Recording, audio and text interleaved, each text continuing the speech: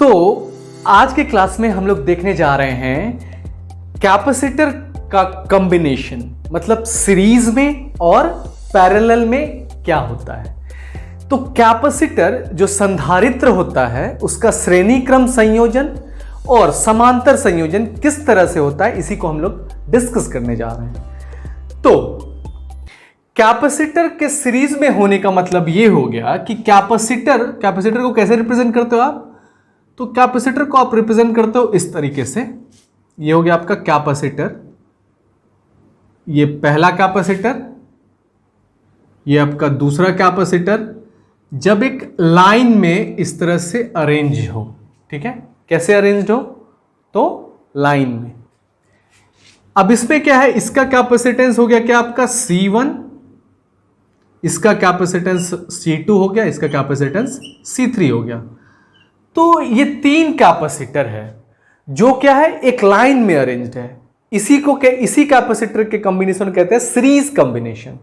ठीक है, अब ये कैपेसिटर जो है लाइन में ना अरेंज होके अलग अलग हो जाए। अब मतलब इस तरह से, सपोज दैट एक कैपेसिटर आपका ये हो गया, एक कैपेसिटर आपका ये हो गया, ठीक है, और एक कैपेसिटर आपका ये हो गया। तो ये तीन कैपेसिटर है जो इस तरह से अलग अलग वायर से कनेक्टेड होगा, अलग अलग वायर से कनेक्टेड होगा, अलग अलग वायर से कनेक्टेड होगा।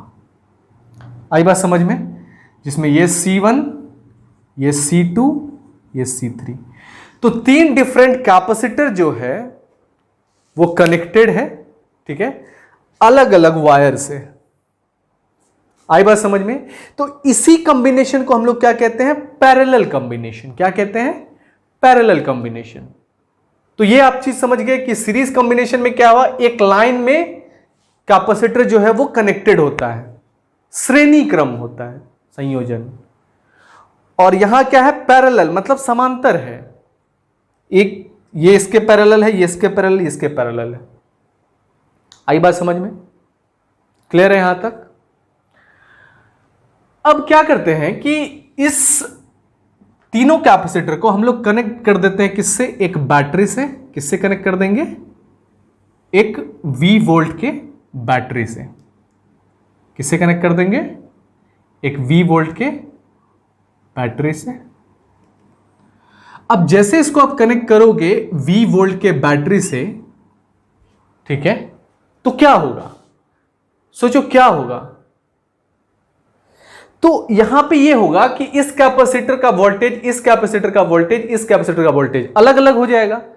जैसे कि अगर आपने मान लो ले लिया 10 वोल्ट का बैटरी, 10 वोल्ट का मतलब 100 वोल्ट का बैटरी ले लिया, ठीक है, जिसमें से एक का हो गया कितना, 40 वोल्ट इसमें गया, फिर आपका 20 वोल्ट, 20 वोल्ट इसमें गया,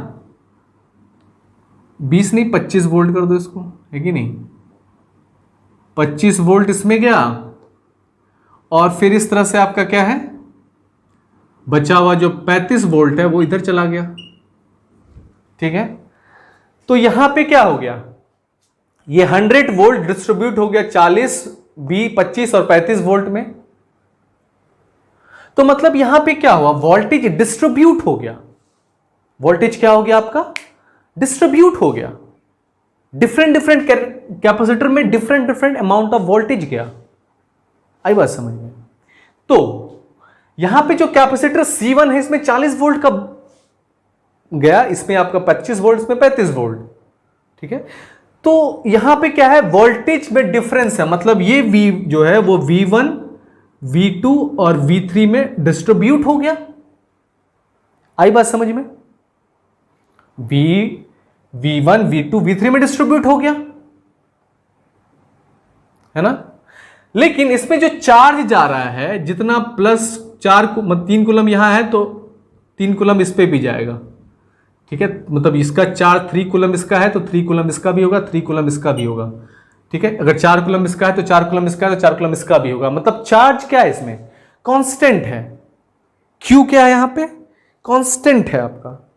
लेकिन डिफरेंट क्या है आपका, वोल्टेज है। तो सीरीज कॉम्बिनेशन में आपका क्या डिफरेंट है, तो वोल्टेज। तो मतलब V is equal to V1 plus V2 और प्लस V3। आई बात समझ में? यहां तक क्लियर हम लोग? और अब फॉर्मूला से जानते हो V इज इक्वल टू क्या हो जाता है, Q बाई C, क्योंकि Q इक्वल टू क्या होता है, C इंटू V। तो V बराबर क्या हो जाएगा, Q बाई C, जिसमें Q क्या है, कांस्टेंट है। तो कांस्टेंट है तो V बराबर क्या हो जाएगा, Q बाई C। और ये जो होगा इसमें चूंकि वोल्टेज डिफरेंट है, और देखिए ये V1 किस में है, C1 कैपेसिटर में है, तो इसको C1 लिख दीजिए।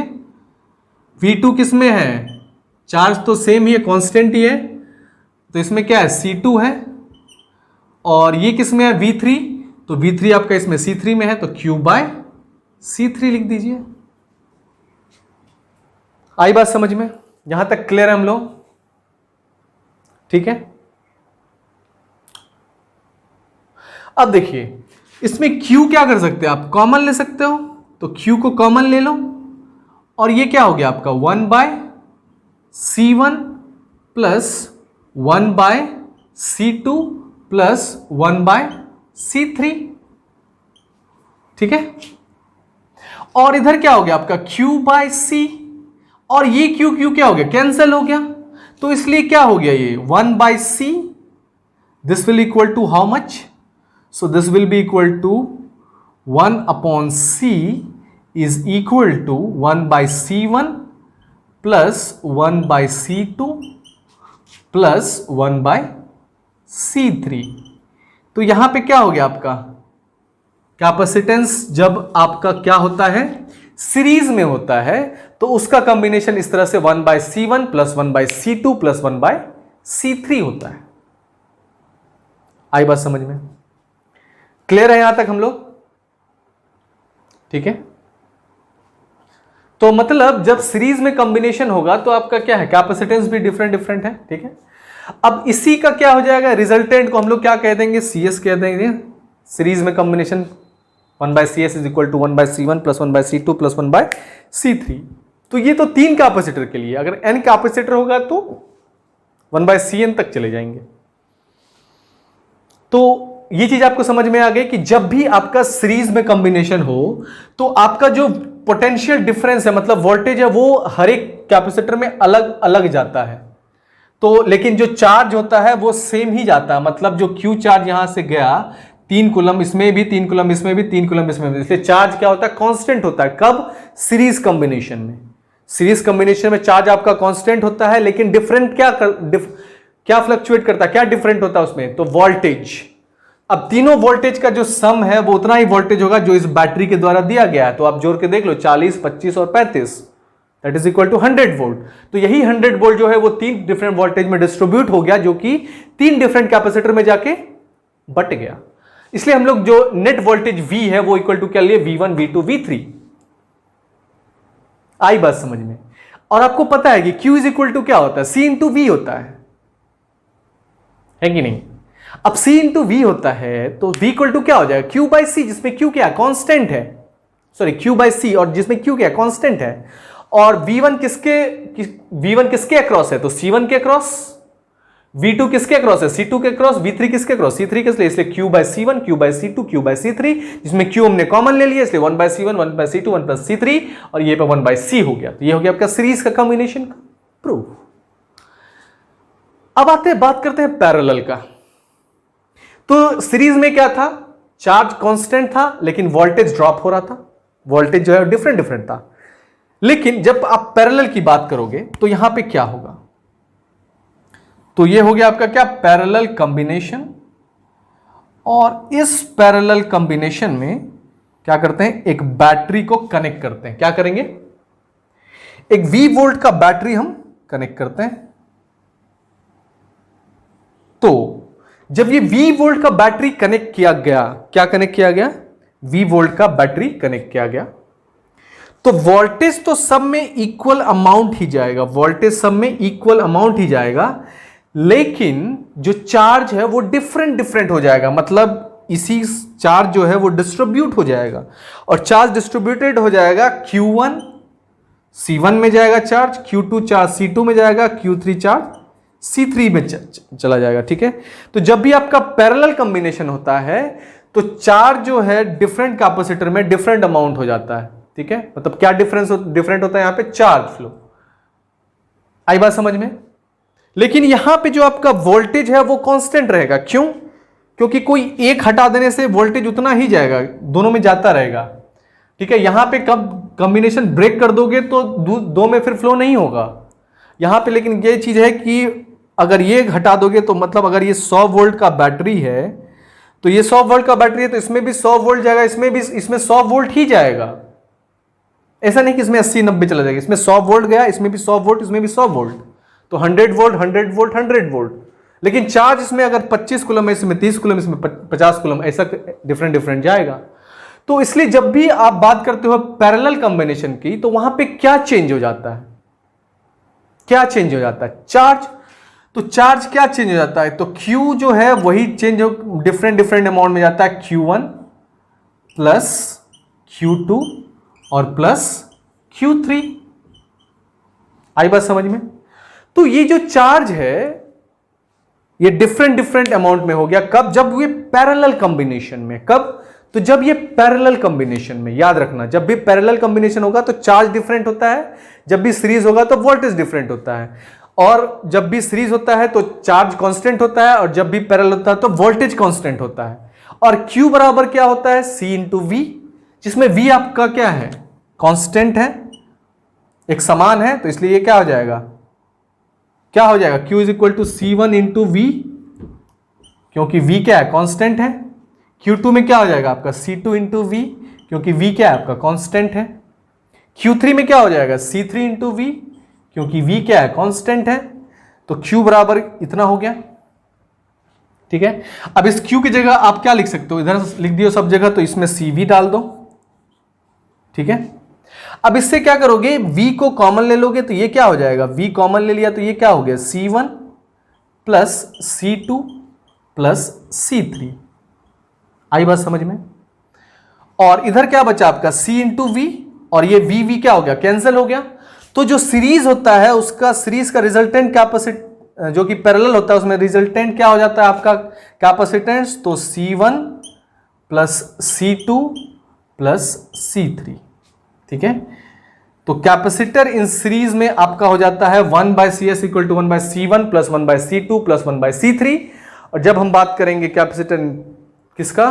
पैरेलल का, तो ये हो जाएगा C1 C2 प्लस C3। ठीक है, तो जैसे कि अगर ये 2 माइक्रोफैराड है, ये 3 माइक्रोफैराड है, और ये 6 माइक्रोफैराड है। ठीक है, तो सीरीज में कॉम्बिनेशन 2 माइक्रोफैराड, इसमें क्या हो जाएगा कॉम्बिनेशन? तो ये वाला फॉर्मूला पे सेट कर दोगे आप, 1/2 प्लस 1/3 प्लस 1/6। इसका एलसीएम हो जाएगा 6, और ये हो जाएगा 2 3 प्लस 2 प्लस 1, 3 2 5 1 6, और 6/6 हो जाएगा आपका कितना? 1 माइक्रोफैराड। तो जो रिजल्टेंट हो जाएगा इसका क्या हो जाएगा? 1/C is equal to 1/1 microfarad, 1/1 1 ही हो जाएगा, इसलिए इसका 1 माइक्रोफैराड आपका रिजल्टेंट हो जाएगा। तो जब इस कैपेसिटर के में क्या होगा आपका? 2 माइक्रोफैराड, 3 माइक्रोफैराड और 6 माइक्रोफैराड का आपका कैपेसिटर का कैपेसिटेंस होगा, तो उसका रिजल्टेंट कैपेसिटेंस 1 माइक्रोफैराड हो जाएगा। और उसके लिए जो फॉर्मूला यूज किया आपने ये किया। ठीक है, अब यही चीज जब आप यूज करोगे ये 2 माइक्रोफैराड C1 में, और ये 3 माइक्रोफैराड आपका इसमें, और 6 माइक्रोफैराड, तो जब ये पैरेलल कॉम्बिनेशन में होगा तो क्या होगा यहां पे? तो 2 प्लस 3 प्लस 6, मतलब 6 प्लस 3 प्लस 2 3 के 9 9 प्लस 2 11, तो 11 माइक्रोफैराड हो गया आपका रिजल्टेंट।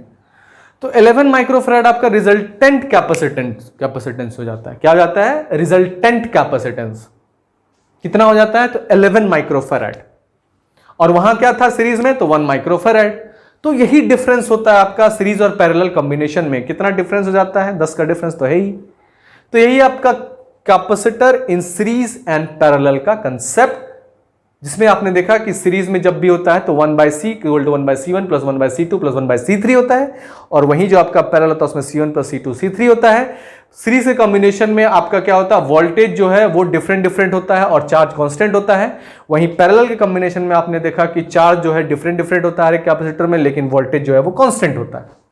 ठीक है, तो आई होप कि ये चीज़ आपको समझ में आया होगा। ठीक है, अगर आपको समझ में आ रहा है तो इसी तरह से बस पढ़ते रहिए, लगे रहिए, मेहनत करते रहिए और अपने सफलता की तरफ बढ़ते रहिए। थोड़ा सा मेहनत है, थोड़ा सा पेशेंस है, ठीक है, लेकिन हाँ, मेहनत जरूर रंग लाती है, इसलिए लगे रहिए, मेहनत करते रहिए। और हाँ, हमारे चैनल को थोड़ा सब्सक्राइब कर लो और अपने दोस्तों के साथ थोड़ा शेयर कर दो, थोड़ा लाइक कर लो यार, है कि नहीं। और जाके डिस्क्रिप्शन बॉक्स में देखो, PDF का नोट्स मिल जाएगा आपको, है ना। और इसके साथ साथ आप क्या करो ना कि थोड़ा सा मतलब चीज़ों को नोट डाउन कर लो, है ना, इसको पॉज करके नोट डाउन कर लो तो ज़्यादा आपको समझ में आएगा अच्छे से।